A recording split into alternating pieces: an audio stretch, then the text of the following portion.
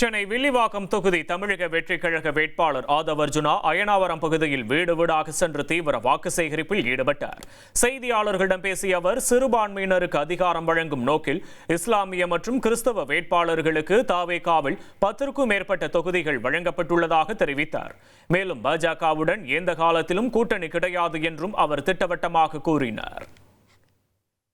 இரண்டாவது, சிறுபான்மை சகோதரர்களும் சகோதரிகளும், அதிலும் முக்கியமாக கிறிஸ்துவ இஸ்லாமிய சகோதரர்கள் இந்த தாட்டி ஏன் தமிழக வெற்றி கழகத்தை சூஸ் பண்றாங்கன்னா, வெறும் பாதுகாப்பு மட்டுமே திமுகன்னு சொல்லிட்டு இருந்தது போய் முன்னேற்றம், பொருளாதார முன்னேற்றம். இன்னைக்கு 10க்கும் மேற்பட்ட இஸ்லாமிய சகோதரர்களை நாங்கள் வேட்பாளர்களாக கொண்டு வந்திருக்கோம். ஆனால் திமுக 2024 ஒரு எம்பி கூட திமுக கிட்ட வந்து வேட்பாளர் ஆக்கல.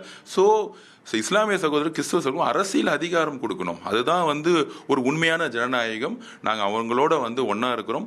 தமிழக வெற்றி கழகம், அதிலும் நான் குறிப்பா பதிவு பண்றோம், பிஜேபி கூட நாங்கள் எந்த காலத்திலும் சேர முடியாது. தேர்தலுக்கு அப்புறமும் சரி, தேர்தலுக்கு முன்னாலையும் சரி. இனி செல்லும் இடமெல்லாம் செய்தி. தந்தி டிவியின் வாட்ஸ்அப் சேனலை ஃபாலோ பண்ணினா செல்ல இருக்கும் இடமெல்லாம் செய்தி. இதோ QR கோட் இப்பவே ஸ்கேன் பண்ணுங்க, ஃபாலோ பண்ணுங்க.